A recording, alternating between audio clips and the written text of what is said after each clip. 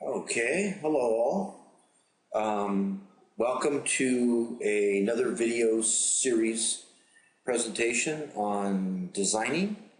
In this particular case, we're going to take an existing band that's been obviously quite worn, and the client wants to be able to do something else with it instead of just setting another diamond into the middle. As you can see, it's been worn quite considerably, and some of the tips that held the diamond in the middle are actually worn down, and there's no stone in the middle. So what we're going to do is we're going to create an area in the middle to open up so that we can accept a larger stone, and at the same time we're going to add some extra bands along the sides with some accent diamonds.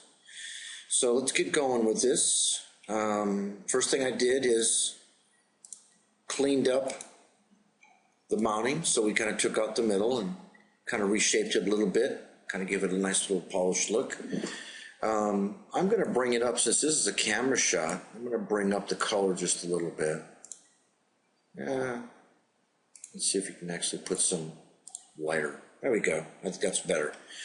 Okay, so from here, let's go ahead and develop some of the outside bands. So traditionally this is called a bypass because it kind of goes over on itself. So the client likes that look, so we're going to continue that look.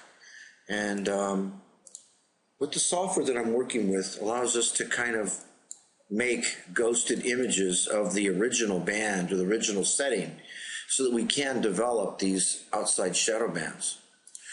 So what I'm going to do is I'm going to cut out this middle here, since I don't need that part. We'll take all that out of there. Computers are neat to do all this kind of stuff, and we're going to kind of fill in some of this area here. Kind of highlight that area a little bit. Okay, so far so good. Let's go ahead and finish this one off, and you can see it kind of blends a shadow in there so that it looks like it's right up against it. Now this looks great, but we're going to add another one on the other side. So let's go ahead and do that for the other side. Same thing. We're going to ghost the original centerpiece. Okay. Basically going to be doing the same thing. We're going to cut out this little extra remnant piece here in the middle. You don't need that. And I think this looks pretty good. Clean this up just a tad. I think it looks real good. Okay, and it blends in once again. So we've got our three, and that didn't take very long. It was actually pretty quick. So from here, what we're going to do is we're going to bring in some diamonds. The client likes marquise, so what we're going to do is we're going to drop a marquise in the middle. And what's nice about this marquise is it actually takes the shape going saddle-wise. I mean, there's definitely a number of ways that we can position this stone, but this kind of leaves too much of an area on both sides, and we can develop some other smaller stones in this area, but the client really wants it to nestle and kind of be into a natural look. And so that looks real nice in that crevice. And from here, we need to be able to put a setting around this. And so we're gonna choose a setting that doesn't take away from the diamond as much. So we're gonna add a couple of outside triangles or chevron settings to the outside so that it holds it in. This isn't gonna come up very high. So we're able to kind of put in a couple of V tips on both sides to hold it in. So we've got our center. Now what we're going to do is we're going to develop some diamond accents on this piece in different ways. So the first placement is we're going to put some small rounds on one side of this bypass on the outer edge, and we're going to do the same thing on the other side. Except instead of going on this outer side, we're going to go to the inside. I think that looks real good, and we can stop from there. But since we have the ability to play what if, we can continue it and add a little bit more diamond. I mean, didn't they say that a diamond's a girl's best friend? At least that's what I was told. So we're going to add some more diamonds, and the client really likes that look.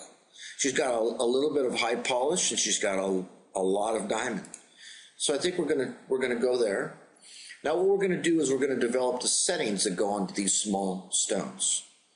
So let's go ahead and do that. And we're gonna choose a little beading tool. And you might be able to see this on the screen. But what I'm doing, if you can't see it, is we're adding little beads to create a shared prong or bead network that holds the stones in place.